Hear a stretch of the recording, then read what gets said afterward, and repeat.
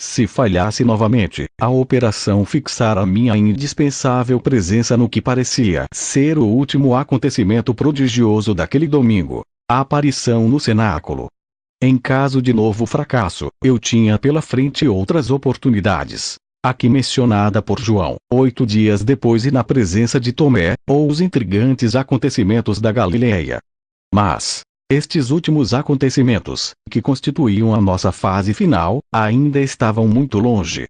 De momento, como ia dizendo, a minha preocupação centrava-se nos discípulos de Emaús, e, antes de partir para a casa de Nicodemo, simulando um interesse especial pelos vimeiros que, ao que parecia, cresciam na Emaús citada por Flávio Jósefo, Guerra, v. 217, 1, fiz algumas perguntas discretas aos criados de Elias Marcos, dirigindo-as fundamentalmente para o que me preocupava. A procura e identificação de alguém próximo do grupo de fiéis do Nazareno que vivesse na referida aldeia e que me pudesse ajudar na falsa missão de comprar vime.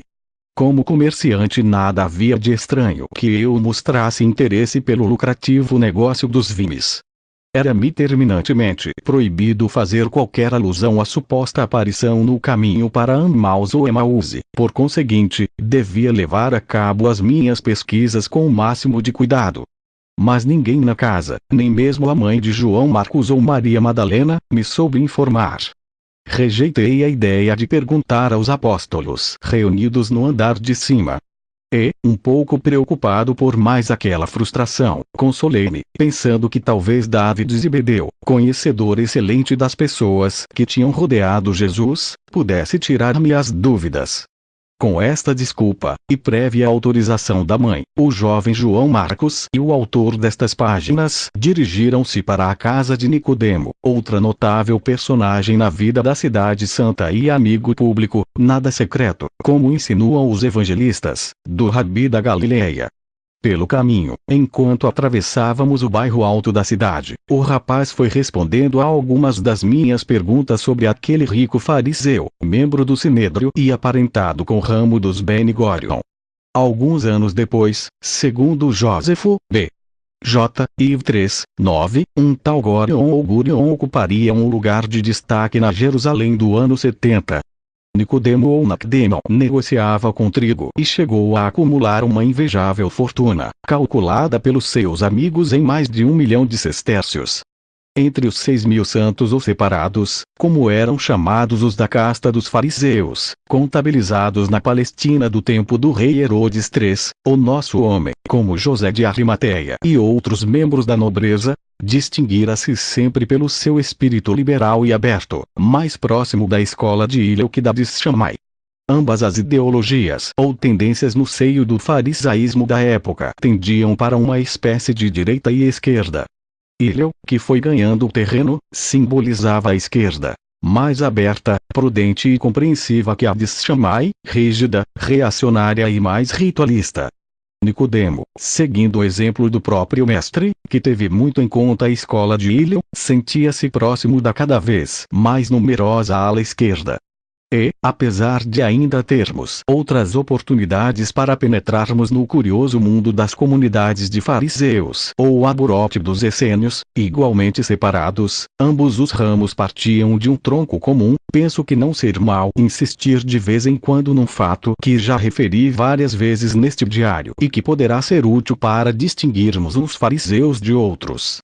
Infelizmente, o mundo moderno meteu-os a todos no mesmo saco. E não é justo. Houve fariseus que defenderam Jesus, que se distinguiram e se orgulharam da sua amizade com Galileu e que até, como no caso de alguns dos 19 membros do Sinédrio citados, não hesitaram em se demitir do conselho quando perceberam as irregularidades de Caifás no processo contra o mestre. As críticas do Rabi da Galileia não eram dirigidas contra esses, quase todos solidários com os ensinamentos de Hillel, as famosas acusações de Mateus 13, ai de vós, escribas e fariseus, hipócritas. Foram lançadas contra os fariseus de direita. Todos sabiam que aqueles santos eram mentirosos, sepulcros caiados e que deitavam para as costas dos outros a carga que eles se negavam a levar. Eram os popularmente conhecidos como fariseus tingidos e que um antigo apólogo do Talmud, retrata na perfeição. O apólogo em questão reza assim: as 7 classes de fariseus. O fariseu, onde está o meu benefício? O fariseu, bem eu pareço. O fariseu, a minha cabeça deita sangue, porque caminha com os olhos tão baixos para não ver as mulheres, que dá com a cabeça nas paredes. O fariseu malhador, que caminha tão encurvado que parece uma mão de almofariz a esmagar. O fariseu, qual é o meu dever para eu cumprir? O fariseu, faço uma boa ação todos os dias. E, finalmente, o único e verdadeiro fariseu, o que o é por temor e amor a Deus. No período da preparação desta segunda exploração, tivemos sérias dificuldades no momento de localizar a Emaús citada pelo evangelista. As coisas, mais uma vez, não estavam tão claras como possa parecer. O verdadeiro nome parecia ser Emaús, citado na Bíblia, em Jósefo e na mesmo. Era uma cidade destacada, onde nasceu o famoso Júlio, o africano. Ficava situada no território da atual Hamas, perto de Latrum. Mas não era a única Emaús bíblica. Em Jósefo, como disse, também vem citada uma outra povoação com o mesmo nome, muito perto de Jerusalém, junto à estrada de Jaffa e que hoje é conhecida pelo nome de Colonie. Esta foi destruída pela Guerra de 1948 e, ao que parece, ocupava o lugar da antiga Moza, citada no livro de Josué 18:26. O nome vinha da colônia para veteranos romanos, instalada em Colonie depois da destruição de Jerusalém no ano 70. No princípio pusemos de lado a primeira Emaús, dado que se encontrava a 160 estádios, uns 30 quilômetros. Uma distância excessiva para ser percorrida num só dia, ida e volta. Do M, para fazermos uma ideia aproximada do que representava tal soma, nos reinados de Augusto e Tibério, um tal Gávio Apício tinha uma das maiores fortunas do mundo, entre 60 a 100 milhões de sestércios. E dizem que se suicidou quando, por um erro de cálculo, pensou que tinha baixado para 10 milhões. Naquela época a população que se calcula que residia habitualmente em Jerusalém era de umas 25 mil a 30 mil pessoas. O total de sacerdotes e levitas era de uns 18 mil, e os essênios contavam com cerca de 4 mil membros. Jósefo, em Ant. Shvi, 15. Do M. Nesta confusão de critérios e posturas, Nicodemo tivera a coragem suficiente para enfrentar não só os de direita, como até muitos dos seus companheiros de esquerda, para quem os ensinamentos do Galileu crucificado eram duvidosos e excessivamente radicais, como de uma espécie de extrema esquerda. Assim foram qualificadas as palavras do Filho do Homem quando defendia as prostitutas e os gentios impuros, ou quando aceitava no seu grupo mulheres e, até, um cobrador de impostos indiretos, como no caso de Mateus. No tempo de Cristo, estas eram as duas grandes escolas ou tendências dentro do grupo político-religioso formado pelos fariseus. Os seus chefes eram os doutores Hileu e Shammai, respectivamente. As suas diferenças eram tão grandes como numerosas. Na Bet Hileu praticava-se o liberalismo. Na Bet Shammai, o integrismo. Daniel Roubs conta uma história neste sentido, realmente esclarecedora. Disse que um dia, um pagão se aproximou do rabino Shammai e lhe comentou com ironia: "Faço-me judeu se fores capaz de me explicar a lei durante o tempo em que eu conseguir manter-me em equilíbrio num só pé." O rigoroso e austero Shammai satisfez o pagão dando-lhe uma pancada forte com seu bastão. E conta-se que Hileu, ao perguntarem-lhe sobre o mesmo assunto, respondeu: "Não faças aos outros o que não quiseres que te façam a ti. Essa é toda a lei." Do M. Meu Deus!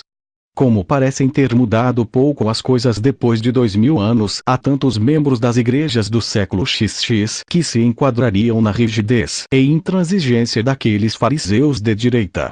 De bom grado me teria cercado dos numerosos grupos de judeus que fomos encontrando à medida que nos aproximávamos da muralha norte. Discutiam, polemizavam e transmitiam uns aos outros as últimas notícias sobre o sepulcro vazio do Rabi da Galileia.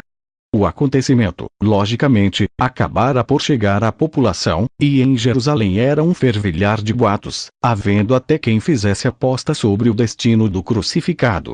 Era o prato do dia. E aquela situação tão excitante e inevitável alarmou-me. O sumo sacerdote e os que haviam conspirado para que condenassem o mestre não veriam com bons olhos aqueles rumores incessantes sobre a pretensa ressurreição, e a consequente glorificação, do odiado Galileu. Alguma coisa engendrariam para neutralizar tal movimento. Passei de novo pela Porta dos Peixes e, guiado pelo rapaz, enveredei pela estrada de Cesareia, para o oeste. A casa de Nicodemo, muito mais luxuosa que a de José, ficava a uns 3 estádios da cidade, uns 500 metros. No topo das circunvoluções do Cerro do Gareb, a 778 metros acima do nível do mar e naquilo que poderemos considerar a zona privilegiada fora dos muros de Jerusalém. Naquele monte, situado entre as calçadas da Cesareia e da Samaria, os judeus abastados tinham construído vivendas sólidas e espaçosas, muitas delas imitando as tendências arquitetônicas romanas e helênicas, à sombra de corpulentos terebintos, azinheiras e ciprestes. Fiquei admirado com a paz do lugar e com as soberbas edificações, que nada tinham a ver com as míseras casitas de adobe e palha triturada dos grandes bairros da Cidade Santa.